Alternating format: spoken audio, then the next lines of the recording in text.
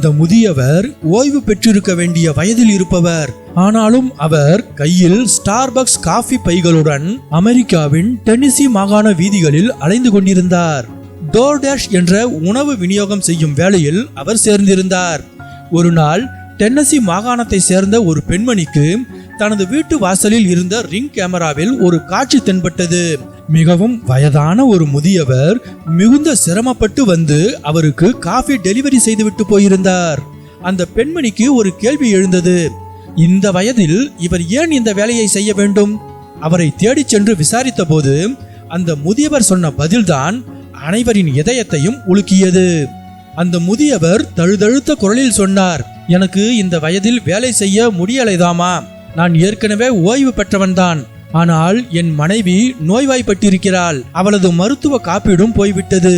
வீட்டு செலவு, மருந்து செலவு என எல்லாவற்றையும் கொடுத்த பிறகு மாத முடிவில் எங்களிடம் ₹1 கூட மிஞ்சுவதில்லை. அதனால்தான் இந்த தள்ளாத வயதிலும் உழைக்கிறேன் என்றார். அவர் தனது மனைவியின் மருத்துவத்திற்காக போராடும் ஒரு அன்புள்ள கணவராக அங்கே நின்றார். அந்த பெண்மணி முதியவரின் இந்த நிலைமையை வீடியோவாக பதிவு செய்து தனது சமூக வலைதளத்தில் பகிர்ந்து அவருக்கு உதவ முடியுமா என கோரிக்கை வைத்திருந்தார். இதை பார்த்த பல்லாயிரக்கணக்கான மக்கள் அந்த முதியவருக்கு உதவ முன்வந்தனர். குறுகிய காலத்திலேயே இணையவாசிகள் ஒன்றிணைந்து $2,80,000, அதாவது இந்திய மதிப்பில் சுமார் $2.3 கோடி நிதி திரட்டினர். இந்த உதவித்தொகை அந்த முதியவரின் கடன்களையும் மருத்துவ செலவுகளையும் போக்க போதுமானதாக இருந்தது. இனி அவர் வீதிகளில் அலைய தேவையில்லை. தனது மனைவியுடன் எஞ்சியிருக்கும் காலத்தை நிம்மதியாக கழிக்கலாம். வறுமை ஒருவரை எந்த வயதிலும் உழைக்கச் சொல்லும்.